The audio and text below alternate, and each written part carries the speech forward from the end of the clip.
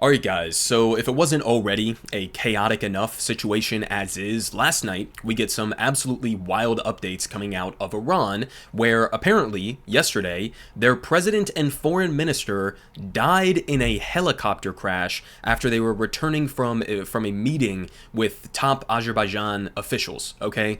So this is absolutely insane for a number of different reasons we're going to get into here. We'll read some of the details from this Associated Press article, but first I just want to show you some footage that we have gotten. It's been very limited in terms of the information that we've been getting so far, but this is what apparently the site of the crash looked like. Now, I'm no helicopter crash expert, but that looks pretty rough. I don't know how anybody survives this kind of a crash. We also had footage like this that is going to come into play more so in my commentary later in the video, but I mean, look at the fog conditions. These are some of the workers who were trying to go and find the crash site, because apparently the technology that was on board the helicopter that crashed, it has some sort of like location tracking, but not precise. So they kind of knew generally where it had gone down. But then you got guys trying to walk through this fog where you probably can't even see, 10, 15 feet in front of you.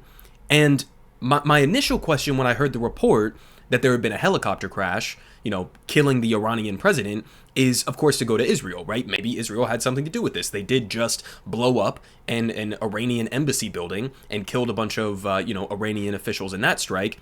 Of course, then you had Iran respond to that strike by lobbing a barrage of missiles and drones towards Israel, and they telegraphed it in a way that allowed for Israel and, coalition partners to intercept pretty much all of those missiles and drones. And so you've had this tense standoff that's been going on, right? You've had U.S. politicians, Israeli politicians who desperately want a war with Iran, and this would be the kind of thing that could spark that off. So that was my initial, not assumption, but sort of like a leaning, an indication. Does Israel have something to do with this? Not really an unreasonable place to go. But then I saw this footage, and I'm like, who the fuck is flying a helicopter in these conditions, right?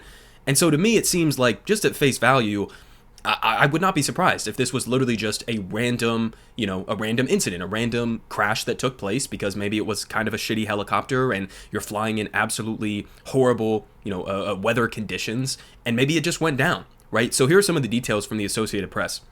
They say Iranian President Ibrahim Raisi and the country's foreign minister were found dead on Monday, hours after their helicopter crashed in fog, leaving the Islamic Republic without two key leaders as extraordinary tensions grip the wider Middle East.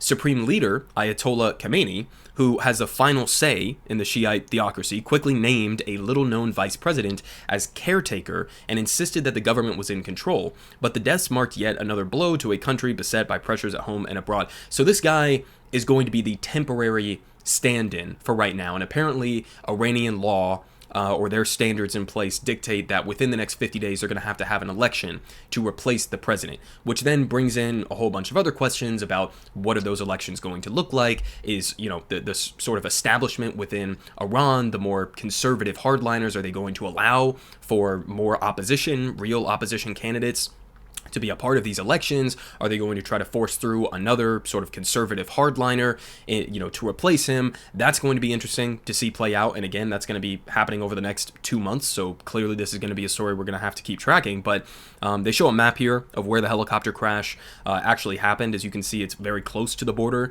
with Azerbaijan. Apparently it was also in a really mountainous area. They say Iran has offered no cause for the crash, nor suggested sabotage brought down the helicopter, which fell in the mountainous terrain in a sudden, intense fog. They continue down here. They say a hardliner who formerly led the country's judiciary, Raisi, age 63, was viewed as a protege of Ayatollah Khamenei. During his tenure, relations continued to deteriorate with the West as Iran enriched uranium closer than ever to weapons-grade levels and supplied bomb-carrying drones to Russia for its war in Ukraine. And listen, for this, you have nothing to blame but the United States of America. Donald Trump pulling out of the Iran nuclear deal that was put in place under the Obama administration, that by any stretch of the imagination, by all accords that we know of, Iran was following in accordance with that deal. Trump comes in, unilaterally pulls out of the deal, obviously, assassinates Qasem Soleimani, a top Iranian general, and so we have this massive split between the United States and Iran. As a part of that split, obviously, Iran is going to do more so of a pivot to China and to Russia, and to try to, form a closer alliance with them and to pivot away from the West. And honestly, again, I mean, who are you supposed to blame for that other than the United States of America? We had the opportunity on the table to try to mend this relationship. Joe Biden had that opportunity as well, and he chose not to. So, it is what it is. Now, it's also interesting that this guy, Raisi, was viewed as sort of like maybe, I guess, a potential replacement for the Ayatollah, who's getting up there in age. He could potentially die at any moment, within the next couple of years. And so you got to figure out, I guess now, somebody else who could potentially replace the Ayatollah if they want to maintain the trajectory that they're on.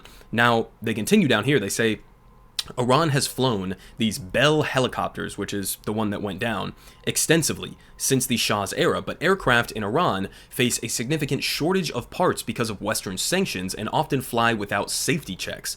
Against that backdrop, former Iranian Foreign Minister Mohammad Javad Zarif sought to blame the United States for such a crash. And this is kind of funny.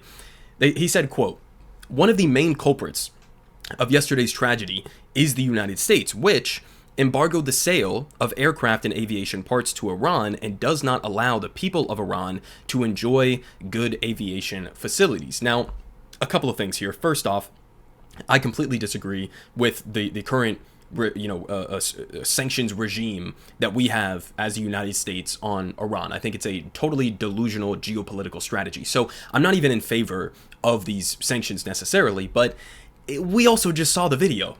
Okay, I'm sorry, but like, you flew in these conditions. Those are not good conditions to fly a helicopter through, right? With your president inside of it. So I kind of almost get where he's coming from, but it's also like, okay, maybe don't fly when there's, no visibility whatsoever in a rainstorm, etc., etc. So I just thought that was kind of funny. I also think it's interesting that as a part of this statement, he condemns the United States for the sanctions, but does not condemn Israel, right? So at least I guess that's somewhat of a good indication that since they're not trying to put the blame on Israel, maybe this could, any sort of like broader escalation with Israel could be avoided. If you're a fan of not having World War III spark off, then that's a good sign on that front. So, I mean, listen, that's pretty much the main details of what we know so far. Okay, the foreign minister, the president of Iran, died randomly, it looks like. Now, there could be more evidence and information that comes out that suggests, evidence of sabotage or something like that. But as of right now, it just seems like they went on this trip to go and meet with Azerbaijan. They were coming back. The conditions were terrible. Maybe the helicopter was, a shitty older helicopter that they weren't able to, I guess, refurbish or to improve on or to have adequate safety standards in place because of U.S. sanctions or something like that. And now the president of Iran is dead. And This may cause some sort of internal chaos in Iran, yet to be seen how that's going to play out. They got to figure out in the next 50 days how to have another presidential election and what they want that election to look like. And so it's going to be really interesting. And it's also, again, simultaneously terrifying because you have a lot of politicians here in the United States, a lot of politicians in Israel that have desperately wanted to get us into a war with Iran for a very long time now. And so when I see things like this, just general destabilizing effects going on, that can be definitely raising some alarm bells. So I'll keep you guys updated. I'm going to have more Israel coverage for you later in the day. And continue liking, subscribing, commenting, and all of that if you want to see me continue to make videos like this. Politic guy has the best politic. Believe me, no one does it like him.